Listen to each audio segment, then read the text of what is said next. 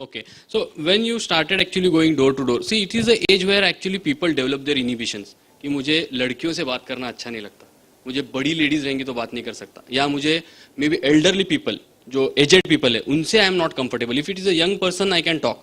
So were there some things like that for you which you broke through, or was it not there for you? How did you manage that? It was never there because those days during college, after my 10th standard, for a very short time, I also became a tuition teacher where I used to teach English to a very famous man in suburbs called MM Mithaiwala. So I used to teach the owner of MM Mithaiwala English, and at that time he used to pay me 450 rupees per month, which was a windfall. And after that, when I started going door to door and when I started selling these things, sabse pehla there was one gentleman who was very impressed, and I still remember him. His name was one Mr. Rao, and he took me inside. He offered me a cup of coffee, and he told me, "Ki son, in life you should remember one thing, that जिसने की शर्म उसके फूटे करम, and जिसने की बेशर्माई उसको मिली दूध मलाई." So never feel shy in whatever you do in life. Absolutely. Be bold about it, face it, and just do it.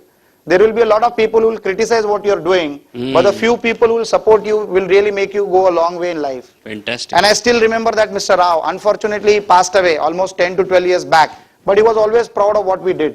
Yep. And these were some of the statements that I really registered in my mind, and it helped me break all these barriers of feeling shy or awkward. I know only one thing: whatever I'll do it very boldly. Whatever I'll do, I will not become a football where any person with his own opinion can kick me around. And that kept me growing straight and front. Fantastic. So thanks for this. It's actually a point to be noted. जिसने की शर्म उसके फूटे करम, because this is a very important. I just heard a similar line from the cricket player Sidhu. He said, दुनिया का सबसे बड़ा रोग क्या कहेंगे लोग. So it is something like that. So actually transforming that area has helped you a lot. So actually not getting stuck because of your sharmilapan ya shyness. Okay. So then you completed your college, right? And then how do you started your first business, and why business? Because most of the people after completing their education normally try to go for a job. They work for a big company. They at least try to get into a good company so that they get a secured job. So instead of choosing a secured job, what made you go into entrepreneurship? Well, it was always a thought on my mind that I would like to work for myself, because here this is the only way I can get the right compensation for the efforts that I will put in. Okay. And then I was confident enough that I will definitely earn more than what I can earn in a job. So that was always there, because my experience started by working on my own. So that propelled me to do this. And I also realized one more thing, that when I used to go to school, I used to live in Malad and my school used to be in Goregaon.